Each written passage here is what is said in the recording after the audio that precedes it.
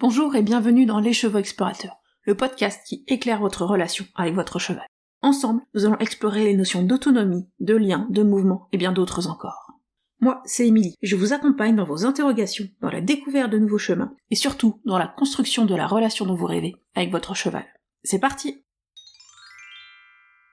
Tu as un problème de comportement avec ton cheval et t'arrives pas à le résoudre?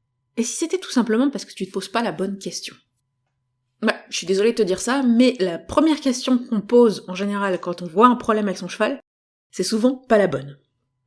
Parce que, on voit qu'il y a un problème, il y a un truc qui va pas, il y a un comportement on considère indésirable, il y a un comportement qui va être problématique, que ce soit pour votre sécurité, pour celle de votre cheval, pour pouvoir travailler ensemble. Et qu'est-ce que tu vas faire dans ces cas-là? Quel est en général le premier truc que tu vas demander? C'est quoi? C'est, comment je fais cesser ce comportement-là? Qu'est-ce que je peux faire pour qu'il arrête? Et pour moi, ça, c'est pas la bonne question. Ce comment résoudre le problème n'est pas la bonne question à se poser en premier. Alors je sais, ça peut paraître bizarre, dire, j'ai un problème, faut forcément que je me demande comment je vais le résoudre.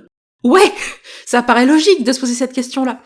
Et elle est forcément légitime et elle va forcément entrer en jeu à un moment, cette question. Le truc, c'est que si on la pose directement, on va se focaliser sur les symptômes du problème. On va s'intéresser à comment le cheval exprime le problème. Puisque forcément, on est focalisé sur l'observable pour nous et sur les conséquences qui sont présentes pour nous. Et c'est normal. On considère ça comme un problème, on va résoudre ce qui est dans le comportement du cheval, un problème pour nous. Sauf que ça résout pas la cause profonde. Ça ne s'intéresse pas à la raison de ce comportement chez le cheval. Et d'ailleurs, quand on voit un problème donné, on dit par exemple, classique, mon cheval me mord, mon cheval monte pas en vent, alors ça c'est aussi un grand classique, il y a plein d'options possibles. Alors si tu poses la question sur un groupe Facebook, tu vas être envahi par 15 000 solutions différentes. Et souvent on est là, mais comment je choisis? C'est quoi la bonne solution? Peut-être que t'en as déjà essayé plusieurs et t'en trouves pas une qui marche vraiment, ou alors ça marche un temps, puis après ça marche plus. Et donc c'est vraiment cette idée que juste ce comment, il y a plein de solutions, et elles sont pas toutes adaptées à toi et à ton cheval.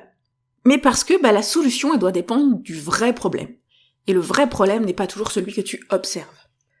Donc, pour commencer, la bonne question à te poser, c'est pas de te demander comment résoudre le problème. Ça va être de te questionner sur pourquoi ton cheval fait ça.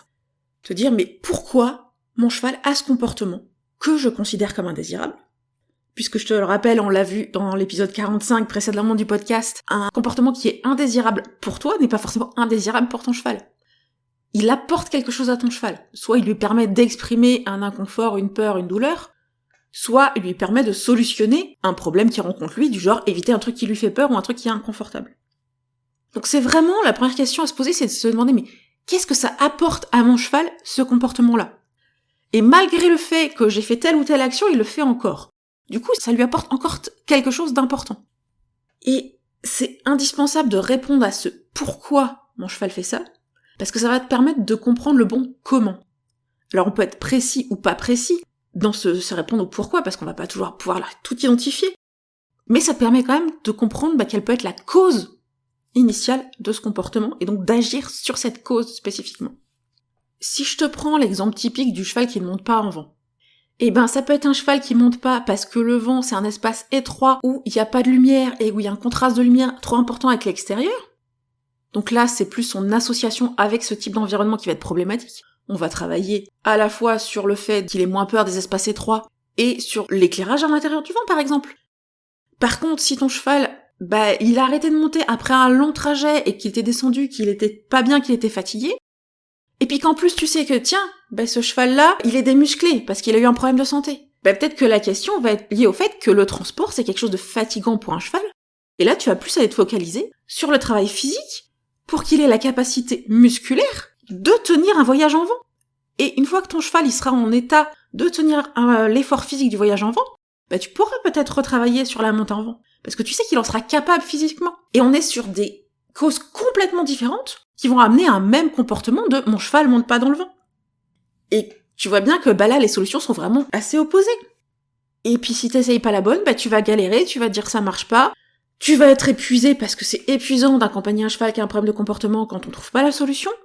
Donc ça peut paraître quelque chose qui prend du temps de se dire « ouais, mais je me demande pourquoi, mais moi je veux une solution ». Ouais, mais justement, tu vas gagner du temps en choisissant directement la bonne solution parce que tu as compris à quel problème tu répondais vraiment. Et c'est un peu comme donner des antibiotiques sur un rhume qui est viral, ou sur une grippe. Les antibiotiques, c'est pas automatique parce que ça ne sert à rien, parce que t'as pas visé le bon problème, donc c'est pas la bonne solution. Si on te donne un Doliprane alors qu'en fait t'as une appendicite, ça va cacher les symptômes un petit peu de temps, puis après ça risque de s'empirer. Donc, si on ne travaille pas sur la vraie cause, 1, on va pas résoudre le problème, et 2, potentiellement, on va cacher le problème de comportement qui est une expression du problème chez le cheval, une matérialisation du problème qu'il rencontre, mais on va pas le résoudre et potentiellement ça va se remanifester autrement. Et donc juste suivre une méthode toute faite avec une série d'exercices qui vont dire fais comme ci, fais comme ça, ça va pas forcément marcher. Parce que justement, t'es pas sûr de répondre aux besoins spécifiques qui est lié à ce comportement. Et c'est vraiment cette idée de fond que tous les comportements de ton cheval, ils expriment quelque chose de lui. Souvent, c'est qu'il y a une émotion derrière. Et nous, ce qu'on va aller voir, c'est quelle est cette émotion, comment je peux accompagner cette émotion.